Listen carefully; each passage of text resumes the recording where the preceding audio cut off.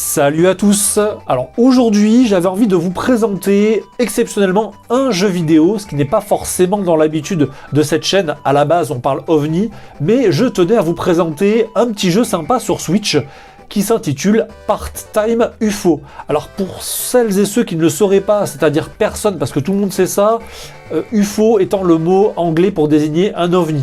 Alors du coup, le but du jeu, c'est quoi? Eh bien, vous allez incarner un petit ovni échoué sur Terre, et celui-ci va devoir effectuer des tâches ainsi que des travaux afin de récolter de l'argent.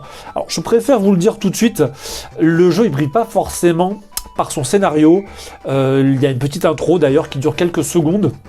Donc ce qui est assez léger, c'est pas forcément le point fort de ce jeu. C'est plutôt un jeu type convivial à la manière d'un Puyo Puyo Tetris. Alors c'est pas le même jeu non plus, mais c'est dans le style. Si vous voulez démarrer une partie, que vous avez 5 minutes devant vous, eh c'est le genre de jeu idéal justement pour faire cela. Alors le but sera également de récupérer et de déplacer des objets à l'aide d'un grappin. Parce que oui, initialement ce jeu s'inspire des UFO Catch, notamment célèbres au Japon. Ici, c'est plutôt dans les fêtes foraines qu'on retrouve ça. Vous savez, ce sont les fameuses pinces censées attraper des peluches, des goodies, etc. En gros, tous les trucs qu'on n'a jamais réussi à attraper, même quand on y a mis 20 €, et quand on en attrape un, eh bien, c'est pour choper une peluche qui en coûte 2. Donc tout le monde a connu ça, tout le monde s'est fait enfler par ces trucs. Et bien justement, au niveau donc, du jeu, même s'il est plus facile d'attraper des objets dans le jeu que dans la vraie vie, eh bien le jeu dispose d'une certaine difficulté au niveau de la jouabilité. Alors rassurez-vous, rien de rédhibitoire, mais les commandes sont assez sensibles, donc il va falloir s'adapter en gros.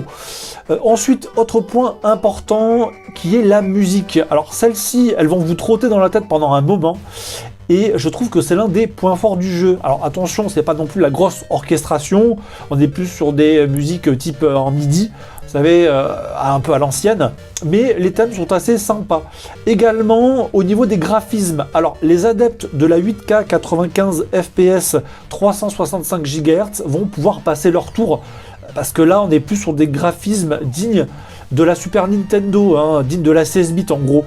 Du coup, c'est un jeu qui pour moi s'adresse plutôt aux rétro gamers, aux gens qui sont un petit peu nostalgiques de l'ère 16 bits, mais malgré tout, je trouve que le jeu a son charme. Concernant la durée de vie du jeu, eh bien je ne pourrais pas vous en parler car je n'ai pas fini le jeu, mais il y a moyen de bien se creuser la tête pendant quelques heures, croyez-moi.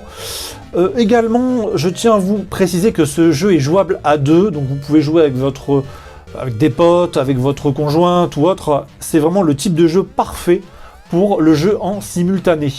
Alors en conclusion, faut-il acheter Part-Time UFO? Alors si vous n'êtes pas trop regardant sur les graphismes et que vous êtes aussi pas trop bourrin, eh bien je ne peux que vous conseiller ce jeu. Certes, ce n'est pas le jeu de l'année, mais si je devais lui mettre une note, eh bien je lui mettrais un, allez, 12 sur 20.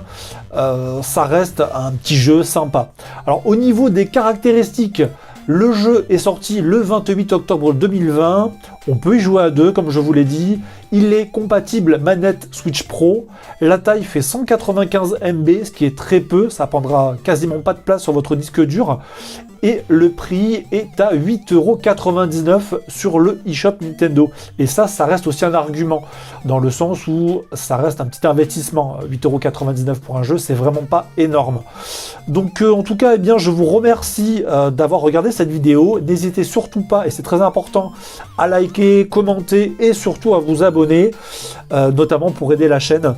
Et quant à moi, je vous dis à bientôt pour de nouvelles vidéos. Ciao!